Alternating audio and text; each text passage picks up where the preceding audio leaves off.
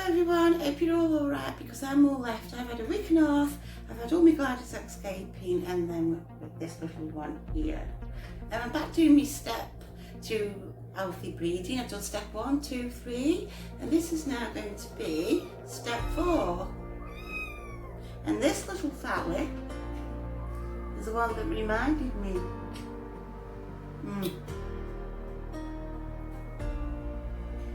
I'll go back to mummy.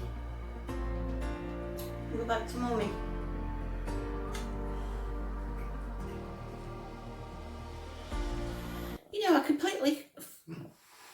I completely forgot about this. It happened many years ago and completely forgot, but the stress of what happened to my brain just wasn't working properly.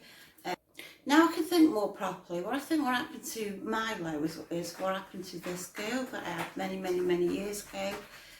But she was that little bit older than Milo, and she was just being weaned. They were all starting to be weaned. Now somebody said to me, wean them on, start them on wet food and put a little blob in the mouth. So most of them will just go in the food and go grab the food. Then you get the odd one that won't.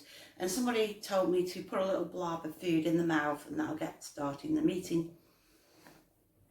So I did.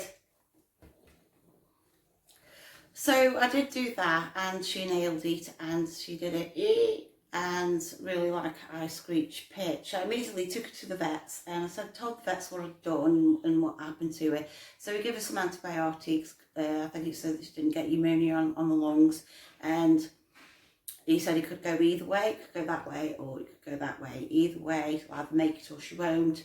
She did make it in the end. She pulled through and luckily, and she was absolutely beautiful and stunning, and then she was fine. She was doing all the same symptoms, but she was like a little bit older. She was like sitting there with her head up, with the mouth open, as if like could hardly get air in, sort of thing.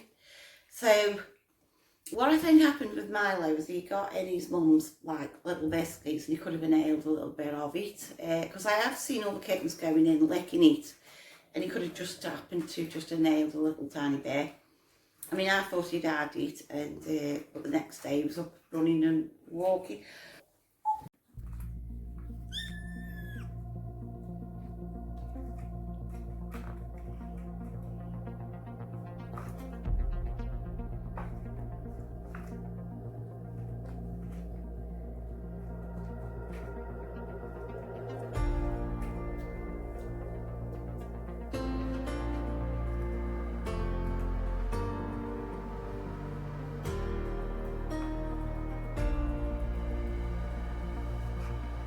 Oh, so lovely to see playing. He's got his little ball. Oh, they're playing now. They grow up ever so fast. Yeah, the age difference was a lot different. One week with the kitten is massive. And I completely forgot all about it. But I still didn't know. But anyway, that is what I think what happened to him. So this is going to be step 4 of healthy breeding, which is kittens can inhale things. It seems like it's happened to me twice now, so it is rare. So first off, if you do end up having to bottle feed, I mean I've got the mums, but it's just say you do happen to bottle feed, when they are newborn, use this one. This is a 1 ml syringe.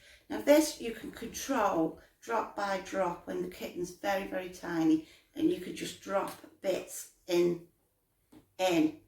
Make sure that you dry this after you've washed it, because if you leave it wet it pops off, so make sure it's thoroughly dry or it'll just keep popping off and it's so annoying.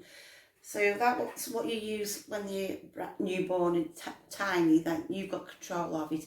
And then when you find that this is only 1 ml, so when you find that you keep having to fill it up, I then moved on to the next bottle, which is this size, and then when they get to that size, I do use this bottle.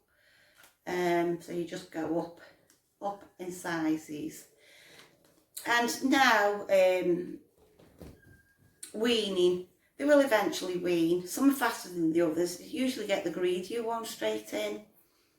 Now, he's quite food motivated, and I think that's what could have happened to him. But now, when these will be ready to be weaned, because they're not ready to be weaned yet, when they do start having little kitten wet food, I'll let them just go in on their own, and I won't be force feeding them or putting anything in their mouths. Be very careful when feeding small kittens. Now, my next video is going to be about their ears. Now, I have got kittens, I've got lots of animals to look after. I don't know when I'm going to have time to do it.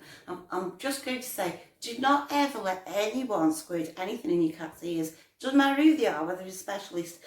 My daughter is a vet nurse, and I've told her, do not ever squirt nothing down a cat's ears. And she says, I won't. Because she did see what happened to Frank.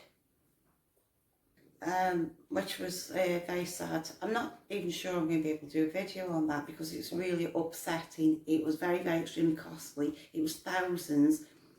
It weren't my vet that did it. It was a woman that was standing in for my vet at the time because he wasn't in. And she squirted it that hard. I'm surprised her leg didn't blow up. And this is why I don't know if I could be able to do a video on this one, because it ruined Frank. And he was me stud for breed, so I could have Sphinx babies, and he just got ruined. He was sterile in the end. His head was all tilted. But if I can do that video, I'll try. It's just one of those things where you look back and you just don't want to relive that ever again. Was really nearly having a nervous breakdown time, and you know, it's just, you know, one of those times where you just don't think you could live through ever again. It was bad. So all I can say is, it doesn't matter who it is, just don't let anybody squirt nothing down their ears. I mean, I do clean the Sphinx ears, but I use a little cotton bud and just wipe the outer ear,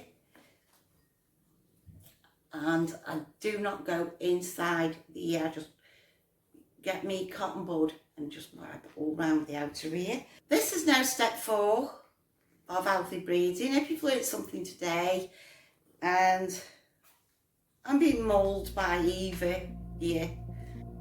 I'll try to do the ear video a bit later on. And I hope you've learned something today, and thanks for watching, and bye.